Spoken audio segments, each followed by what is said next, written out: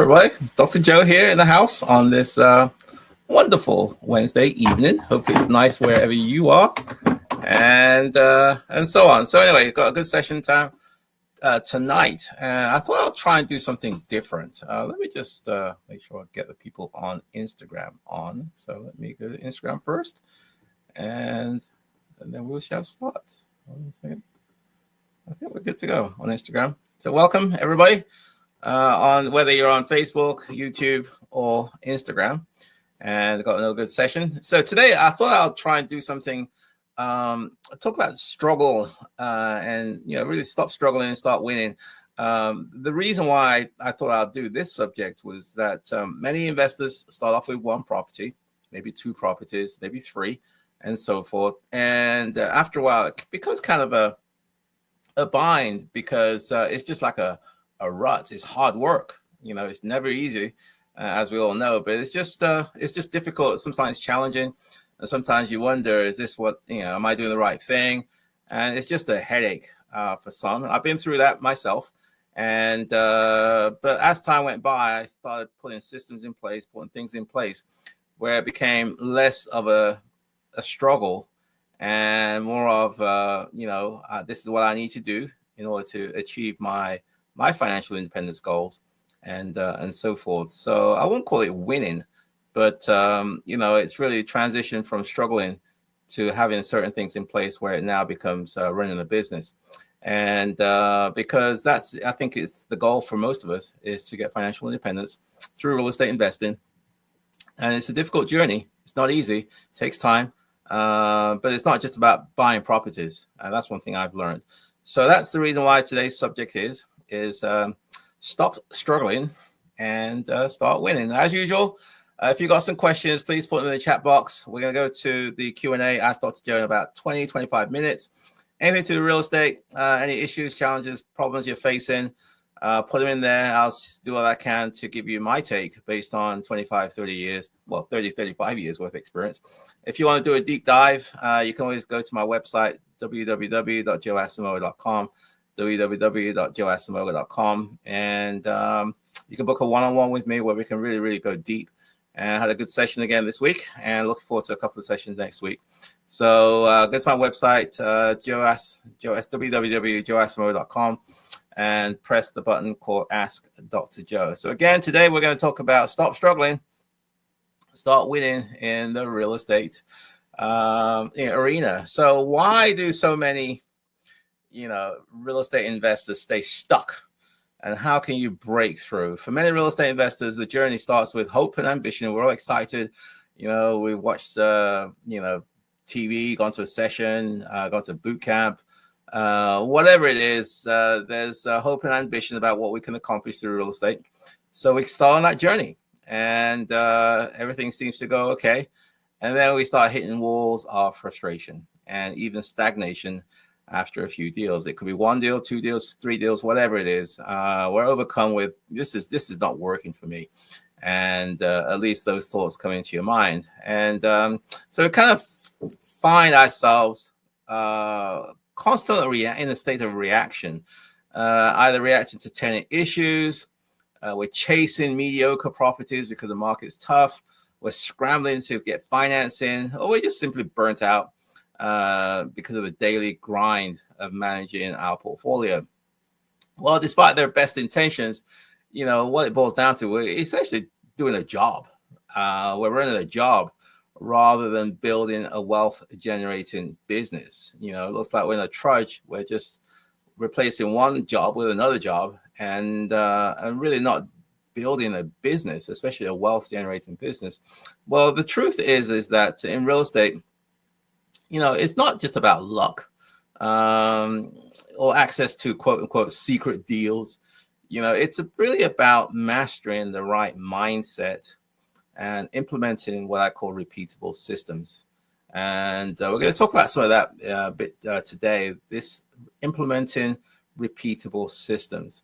The most successful investors, in my opinion, have overcome the same setbacks that you might be facing. I mean, I face them. Bad tenants from hell won't pay you, trash your house, constant drama, market downturns. You're thinking that the market is going well, then it turns on you.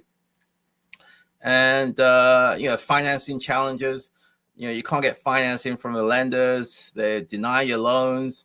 Maybe it could be bad contractor experiences. You had contractors don't do the job, do a pretty shoddy work, or they just take off your money. I mean, all those things, I've been there. But really what sets, I would just say successful investors is, and separate them really is that, we go through these setbacks, but, we learn from those mistakes and move on, and put that as part of, this is the way it is. So in today's live stream, I'm going to kind of explore the good, the bad, and the ugly, and share with you some real lessons learned from myself and also from other seasoned investors, and show you exactly how to implement the strategies that help portfolios, help you anyway, scale your portfolio substantially. So whether you're new, intermediate, or seasoned investor, I think you'll find a lot of actionable insights today, and to help you hopefully stop struggling and quote unquote start winning. So that's what we're going to do today. And as usual, I broke it into 6 parts, 1 through 6. And at the end, I'll wrap it up with a conclusion. So let's get down to the first of 6 and things that to consider. Mindset. Mindset shift from quote unquote buying properties to building a business. I think when we first started, when I started, it's all about, let's just see if I can get more houses, get more deals, get more, it's acquire, acquisition, and so forth. So the question, I suppose, is, are you operating as an entrepreneur, a business owner, or are you just buying properties? Just buying properties without criteria, without systems in place, and so on. So, that's what we're going to talk about first. So many investors start out focused solely on acquisition, just buying stuff. If I could just buy a few more properties, I'll be successful, they think. But what I've learned is that without a business mindset, more properties can lead to more problems. You're just stacking problems upon problems, either more tenant headaches, inconsistent cash flow, tenants aren't paying you, you got turnover challenges, or you just have management chaos.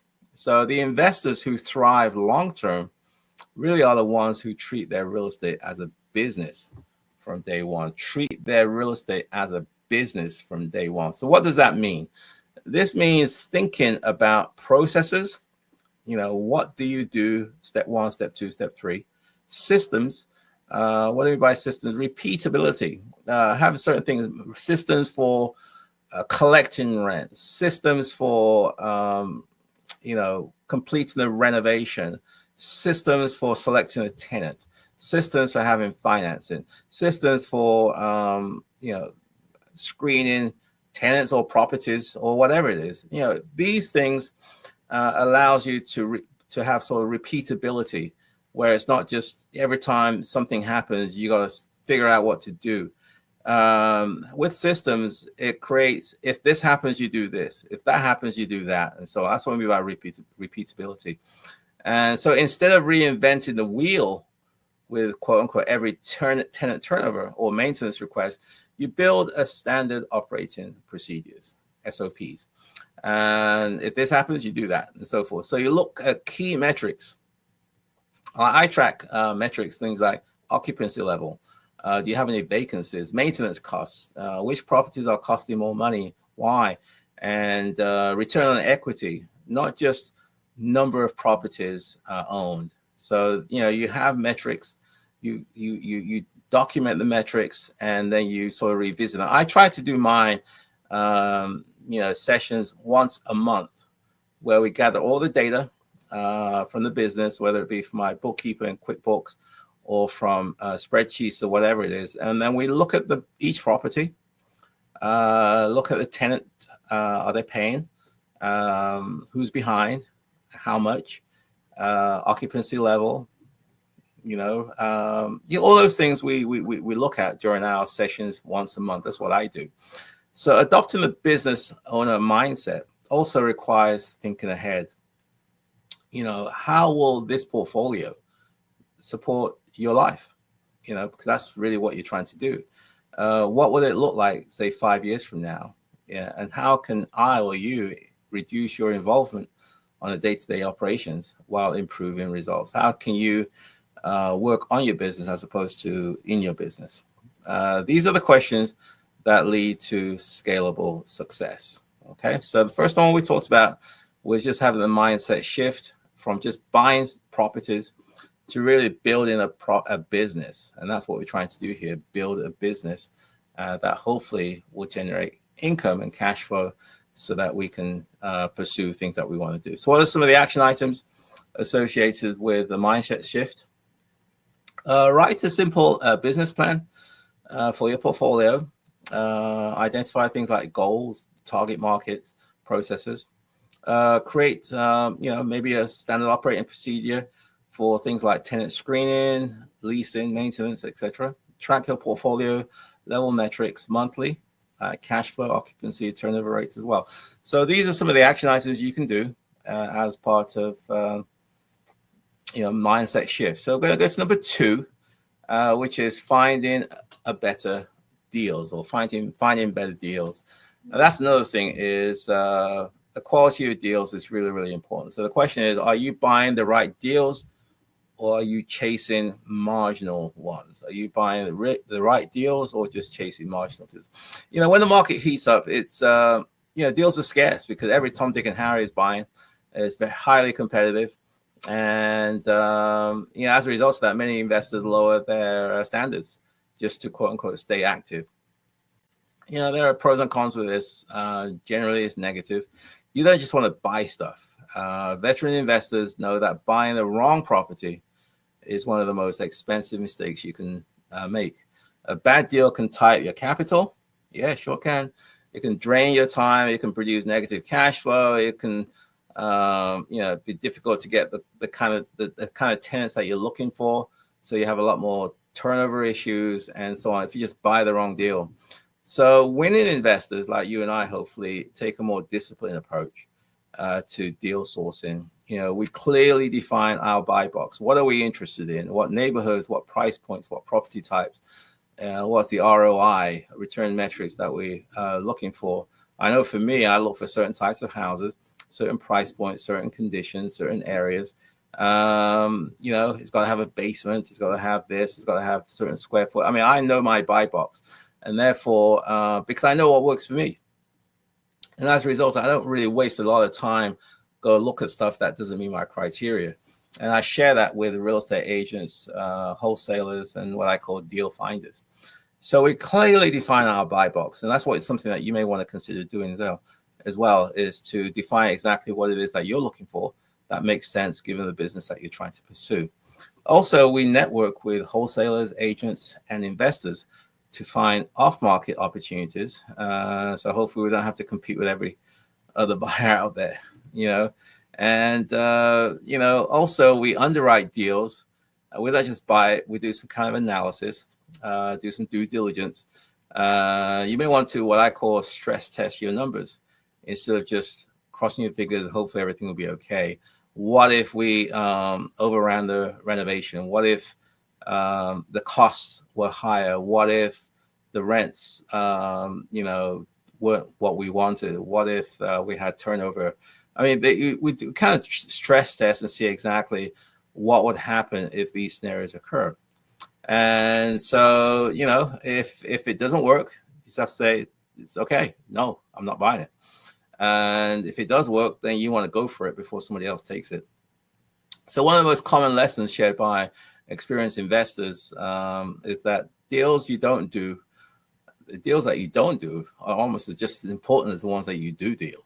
My position is that no deal is better than a bad deal.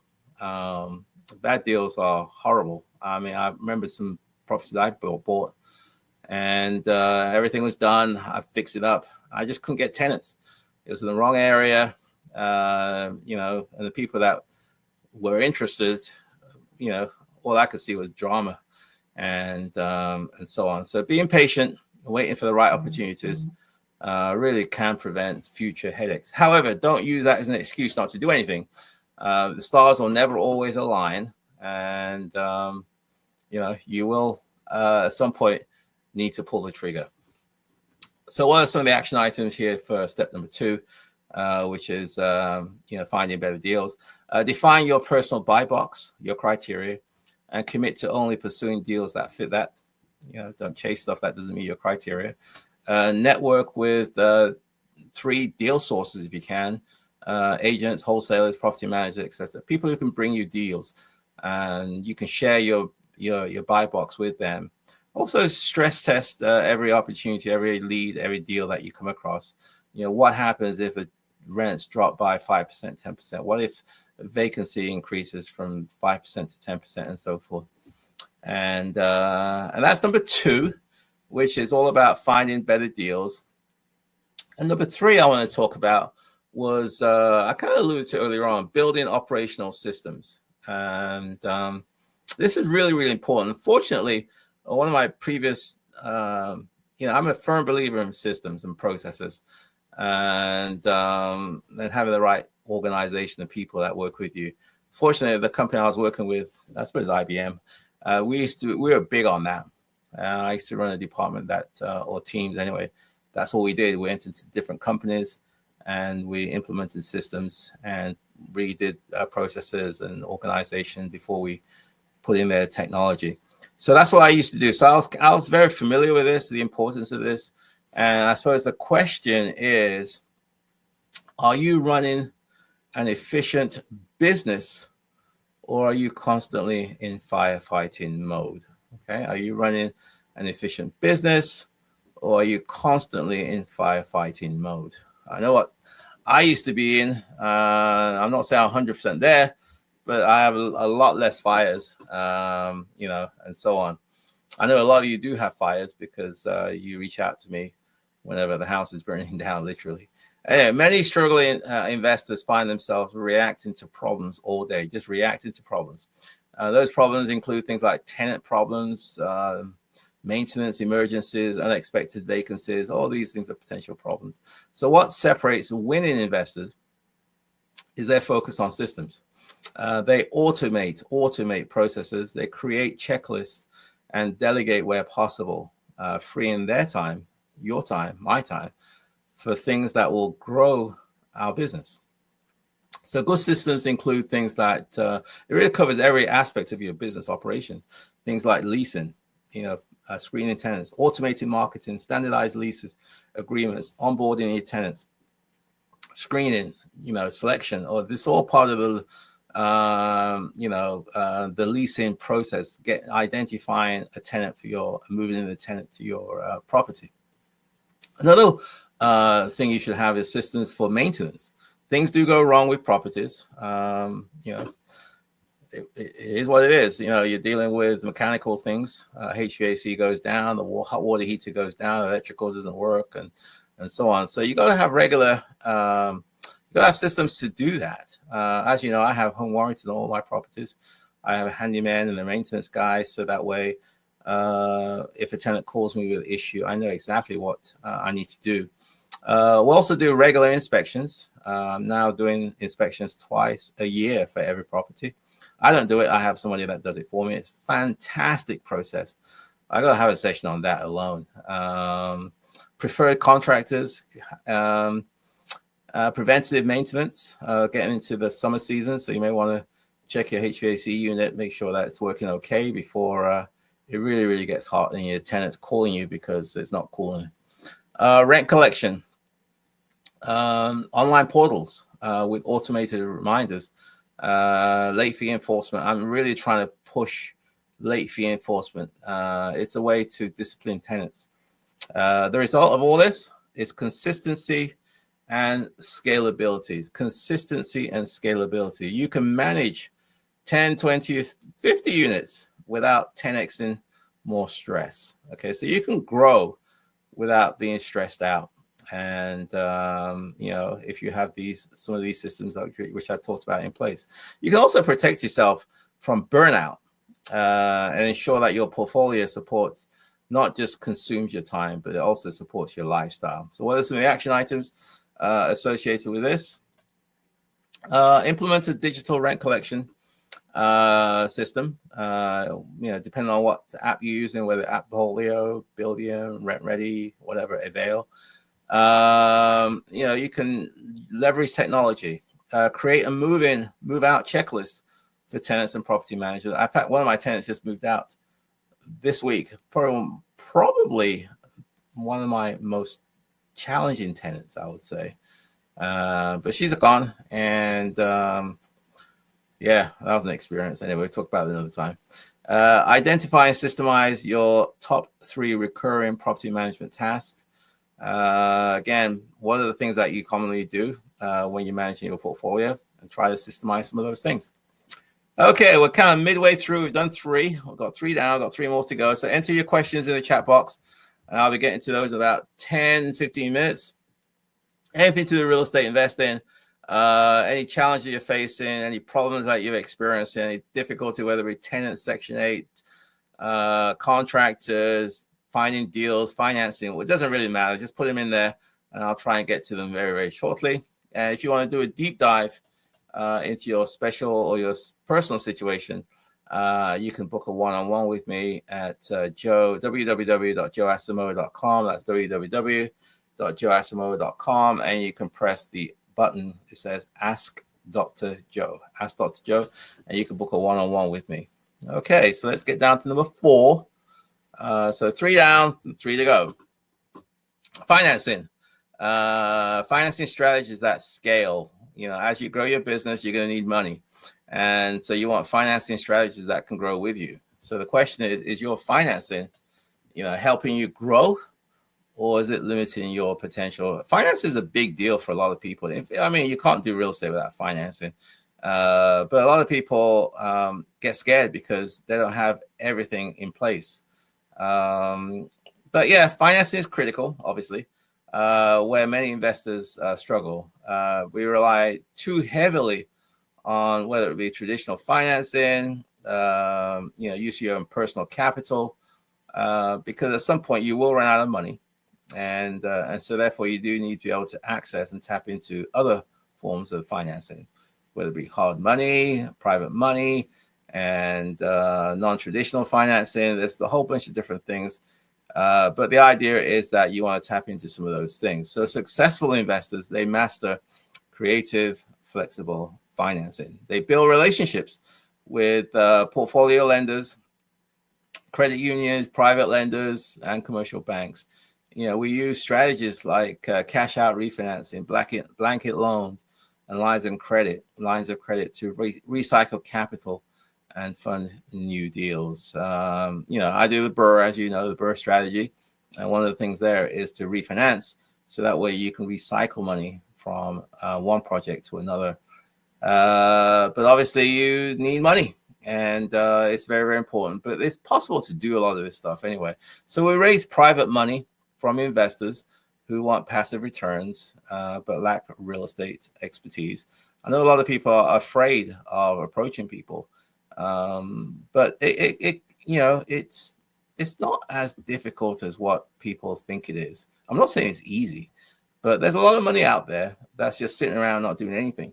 The challenge to you is to be able to convince these folks that you're going to be a good steward of their money, because no one's just going to give you money unless they know you're going to do the right thing and return the money back at some point. So we leverage private money. Equally important is winning, is managing or proactively managing your debt. Debt is a double-edged sword. It can really help you grow your business, but used unwisely, it can bring you down. It can take you to bankruptcy, especially if the market shifts on you. You become over-leveraged. You take on too many short-term debts. That could backfire in a downturn, and now you're saddled with these albatross around your neck. And that's usually what drives people down, is because they just can't handle the debt. The income's gone down, the debt's still there, and it takes them out. So we also stress test the portfolio for different scenarios, things like rising interest rates, changing lender requirements and so forth. So what are some of the action items associated with step 4, which is financing? Identify one new financing source to pursue this quarter if you can: lender financing, private financing, etc. Evaluate also your current debt structure. Is it supporting or limiting your growth? Build a simple 5-year financing plan for your portfolio. What for each property, what do you intend? What's your intentions for each one? Is it to hold on to it? Is it to sell it? Is it a hybrid of the two? And then number 5 is to tenant relationships. What are your tenant relationships like? Are they building you long-term success? I suppose the question is, are your tenants, I suppose, assets or liabilities in your business? Are they assets or liabilities? That is a good one. Are your tenants really helping you grow your business, or are they just a burden, bringing you down? What I found is that tenant quality and relationships really drive your portfolio success. Without mastering this, you are finished. There's nothing worse than having difficult, challenging tenants who are just consuming your energy, draining you down. Oh, it's a nightmare. Bad tenants, they create high turnover, frequent damage, lost rent, and also legal headaches. And great tenants, on the other hand, which I call tier 1 tenants, especially through the Section 8 program, it's a very stable income stream. They take care of your property, less drama. They're looking to stay a long time, and your expenses go down a lot compared to a high maintenance, difficult, challenging tenant. So winning investors prioritize tenant screening and relationship management. Tenant screening and relationship management. We constantly, updating our screening criteria. That's aligned with our business. We onboard tenants thoughtfully. At least what I do is to set clear expectations from the get-go, from the beginning, and a good, positive, professional relationship from day one. I let people know what they can expect from me and what I can expect from them, and we back that up through inspections and communications and things like that. So we communicate clearly, we respond promptly to concerns, and provide a well-maintained home. So again, we value things like communications, responsiveness, and also making sure that our tenants are happy in their home. What does this do? It builds loyalty, and loyalty reduces turnover, which is one of the biggest hidden costs, as you know, in real estate. In fact, one of my tenants this month has been with me 20 years. It's amazing.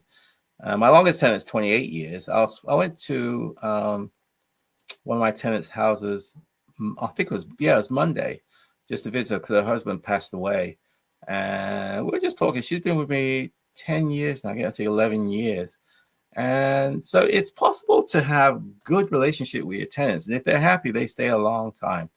That's what I'm finding anyway. So what are some of the action items?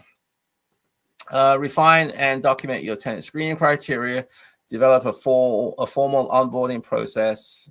Things like welcome letters, maintenance expectations, emergency contact information, etc. And schedule periodic check-ins to build relationships and preempt problems. And finally, number 6 is managing risk before they become problems. Managing risk before they become a problem. Risk is everywhere. Is your portfolio built to withstand the next crisis, or one surprise away from a disaster? You one step away from a disaster taking you out.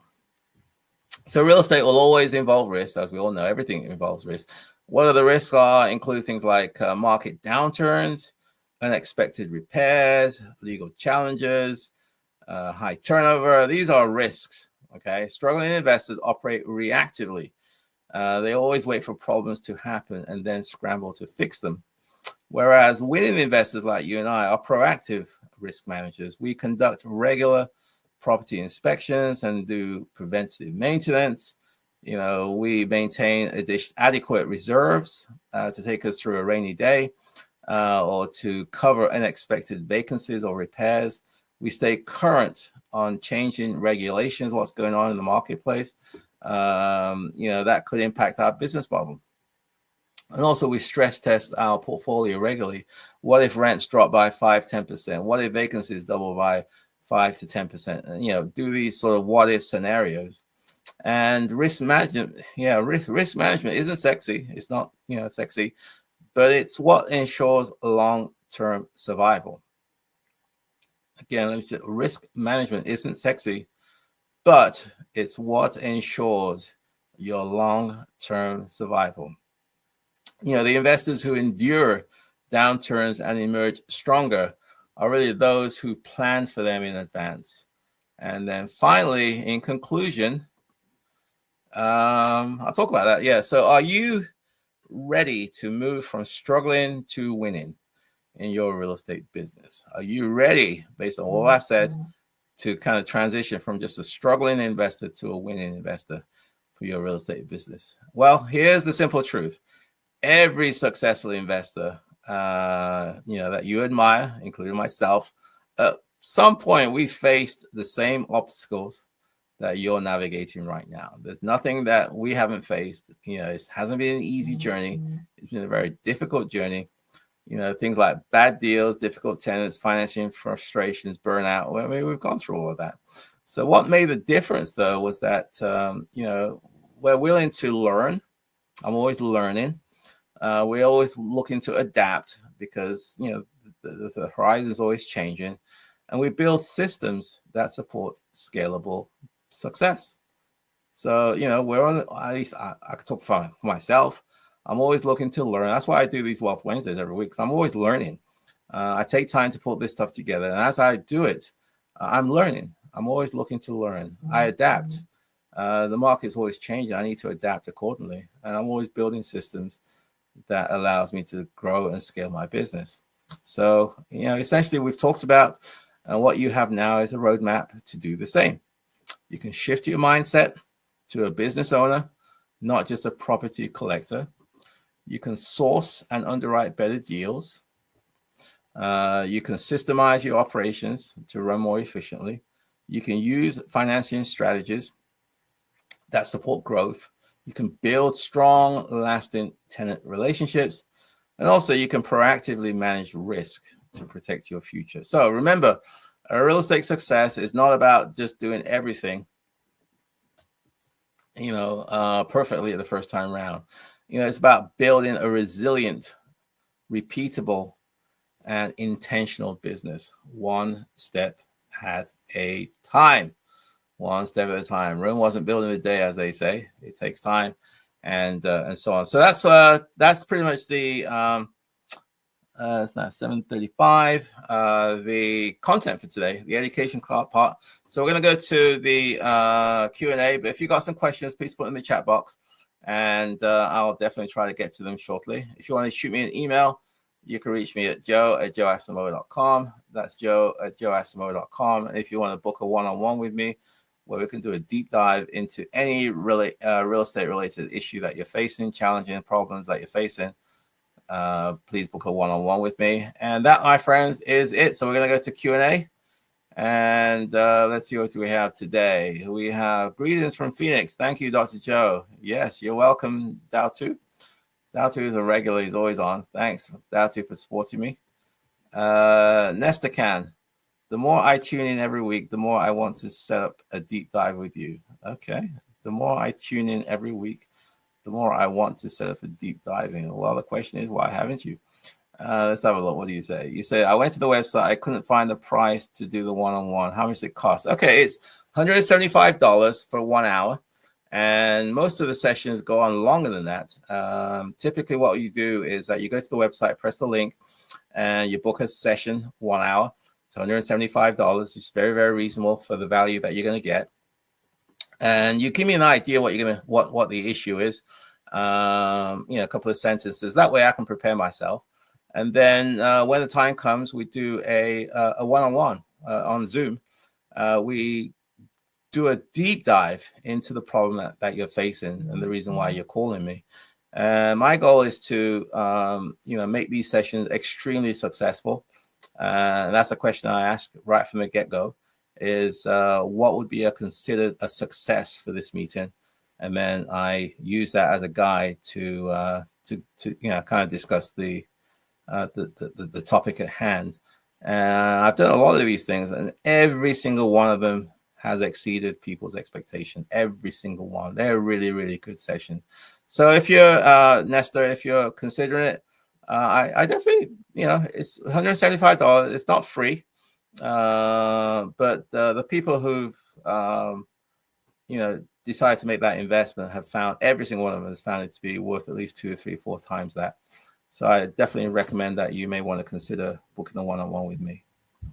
Let's have a look. When purchasing house insurance for your rental properties, what type of coverage should you be looking for? Okay, when purchasing house insurance. Okay, so insurance. There are different types of insurance. From a landlord's perspective, you don't want a homeowner's policy because that's for owner occupants. You're not, hopefully, living there with your tenants, unless you're doing a house hack. But most of the times you're renting the property and the tenant has full control over the property. So you won't need a homeowner's. You need what we call a landlord policy. And there are many, many carriers that carry landlord policies. You want to make sure you have certain things in place. First of all, you want to make sure you have the correct amount of liability coverage. And also in the event that the house burns down or whatever it is, you want to make sure that you have enough coverage such that you can replace the asset. So that's really important. You don't want to, quote unquote, underinsure your property. You may save some money, but in the event of a loss, you may not, you may be restricted. I always make sure I have what we call landlord renters, not renters. What do you call it? It's almost like income protection. So in the event there's a loss and the tenant can't stay there, then you're out of luck unless you have this rider on your policy whereby they'll pay the amount that you would have received if the tenant was in the property. I forgot the name, but it's almost like a rental income coverage protection. Then you want to obviously have the main, obviously fire protection. You can pick and choose some of these deductibles. And if the deductible is too low, then typically your premium is going to be high. If you increase your deductible, say from 100 or 500 to say 2,500 or 5,000, then your premiums hopefully will go down quite a bit. Insurance can be quite expensive now. I mean, I just renewed several of my policies. That's the reason why I know so much about this. I just recently did it, and it's getting expensive. And some communities just can't get insurance, so it's really crazy. So I have a landlord's policy for all my properties, fire, medical and liability and renters coverage and things like that in my policy. Make sure you have right liability and replacement costs. Tenants, I usually recommend that the tenants get renters insurance. Yeah, I do. Now they don't always get it, but I make them sign a waiver that to let them know I do recommend it. And if something happens, their stuff is not covered. My stuff is, but their stuff is not. And they sign off on that. Good question, Nestor. Dow 2, I have new potential HCPP tenants who is currently unemployed. Okay. So the HCPP will cover this potential tenant's entire rent. Okay. This tenant has part of the required deposit and wants to stay and wants to pay the rest. Okay. So what else is there? The required deposit over the 5 months. Okay. It's like a payment plan. Have you ever let a potential tenant pay the remainder of the deposit after they move in? The HCVP will cover their rent. That's why I'm considering it. Yes and no. Yes. I mean, in this area where we are in Washington, D.C. area, the rents are $3,000, $4,000, $5,000, $6,000. And most tenants that I have, especially voucher holders, don't walk around with $3,000, $4,000, $5,000, $6,000 in their pocket waiting for security. They don't have it. So you have to be creative in terms of screening them and making sure that you allow them to come in.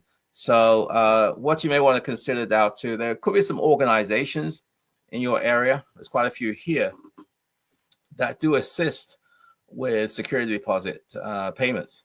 So you may want to check some of those. If you have a voucher holder, there's a good chance that the tenant will qualify based on their income. So at least you're not relying totally on the tenant's money for the security deposit. There could be some organization, there could be some funds out there that you may be able to tap into. So that's number one. Number two is if there are no organizations or it's not enough, then depending on the quality of the tenant, I would consider it. You may want to try to reduce the length of time if possible, from let's say 5 months to 3 or 4 months. It means that they're going to pay more, but it means that you're going to get your money quicker. The only concern is that once you sign the lease and you give them the keys, then technically they're now the occupants of the property. So if they don't pay your security deposit for whatever reason, the payment plan you agreed to, your recourse is to evict them. Okay. So depending on where you are, that eviction process could be relatively short or it could be relatively long. In the DC area, it's about a year or 2 years to get somebody out. It's crazy.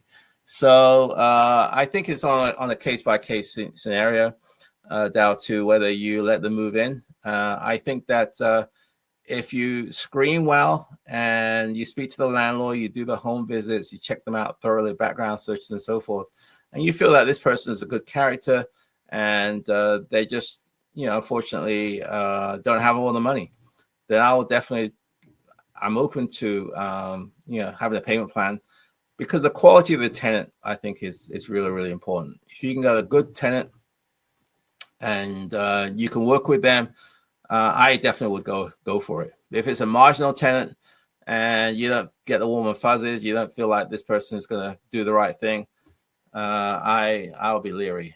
So thanks. Okay. Hope I answered your question. This tenant wants to move in July the 1st. Yeah. Okay. I got it.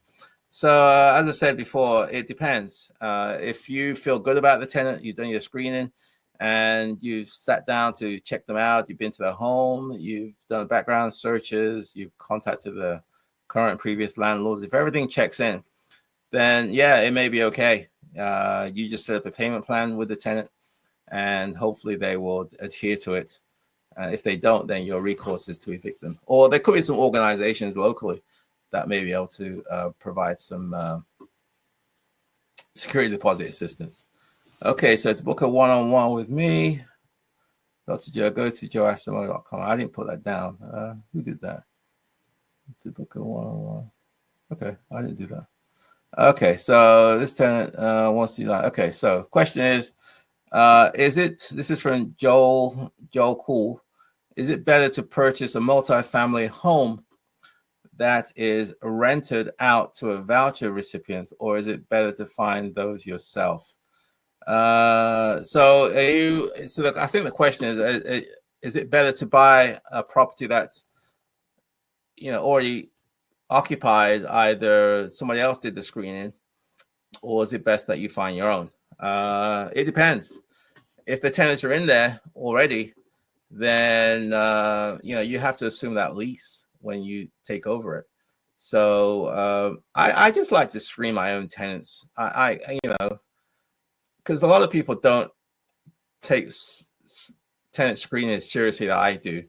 Many times people just let them in because they run out of money and need somebody in here, and they're not as thorough. They're not as particular as I would be. So if the property already has tenants in there, then I will definitely try to get more information about the tenants. How long they've been there. I'll definitely get the leases. I'll definitely look at the books to make sure these people are paying you, and all those things before I decide I want to go ahead. But yeah, ideally, in an ideal world, I just like to select my own tenants. I have a lot of faith and confidence in my abilities to weed out the bad from the ugly and from the good. Okay, Joe Cool asking mostly because the current ones seem to be already have a history of past due rent. Yeah, if they have a history of bad paying, then it's a good chance that that history is going to continue. So I would suggest that you speak with each of the tenants or the seller and to get more information and make a decision whether it's worthwhile or not. I'm not saying don't do it. Just be cautious, because sometimes the very, very first house I bought, the tenants were giving the landlord or the seller hell, pure hell. And so he just wanted to get rid of it. And so I didn't know what I was doing. I bought it, and I inherited these tenants and inherited the bad experience. It was a horrible, awful experience at the time. But I was able to turn it around. So maybe you're able to turn it around if the issues are relatively small. But yeah, if the tenants are currently paying their rent late or not paying, then I would definitely want to speak to them beforehand to see if this is something you can work with to turn it around, whether this is something that the tenants have been trained to not pay, and therefore the fact that you bought the house doesn't make any difference to them. They're still not going to pay you. Okay, if you got some questions, please put in the chat box. I got a couple more minutes, and then we'll get to them. So again, put your questions in the chat box. I'll try to get them in the next couple of minutes. Okay, from Ty. Dr. Joe, if you were starting over today, what would you do? What would you do considering prices are much, much more inflated than 10 to 20 years ago? Well, so you got a follow-up question. For people who might not be seeing the appreciation they expected to see, what do you think may have done wrong? Okay, so you got a two-part question, Ty. I'll give my shot on this one. So, Dr. Joe, if you're starting out today, what would you do considering prices are much more inflated? I mean, where we live in Washington, D.C. area, and it's just an appreciating market, which means that prices tend to go up historically. So it is what it is. It means that at the time that you're buying, Ty, it's expensive. Some of the properties I bought at the time, it was very, very expensive. I remember the first house I bought in Washington was for $47,000, and now it's a $700,000 neighborhood. So at the time, I thought $47,000 was too much. I thought it was too expensive. I thought it was crazy. In fact, people were telling me, "Don't buy it. It's too, you're getting ripped off." But I bought it anyway, and I said today it's a $700,000 plus neighborhood, and it's just the way it is. It's at the time it's always expensive, Ty, but over time, 5, 10, 15, 20 years, you always look back and thinking, wow, if only I bought at the time when it was quote unquote cheap. That's just how it is. So I would still buy. I would definitely be more selective what I buy. Now I know clearly what type of properties I'm buying and what type of properties I will not buy. I think neighborhood is very important. Where you buy is very important, because not all areas appreciate the same. They don't. Certain areas do, and some areas don't. Some areas appreciate faster than other areas. In your local area, again, I don't know which market you're in, Ty, but I mean, it could be that the path of growth. Learn what we call the path of growth. What's the trends in your area? Is it east to west? Is it west to east? Is it north to south? Is it south to north? What are the paths of growth when people get priced out of one area? They tend to move to the next neighboring area. Is that east or west or north or south? And then, you want to buy in that path. Buy it and hold it, because at some point, history will tell you that the growth is going to end up, on that path. And so you buy now and hold on to it. and let time do the heavy lifting. Let time do the heavy lifting as opposed to you. It means that you're going to have to really get good tenants. It means that you have to make sure you can cash flow. It means that you have certain business systems in place like we talked about today. And also means that you have to take a long-term view of all this. Short-term, it may not make a whole lot of sense, but over a long term, it makes a lot of sense. And but you have to be able to survive.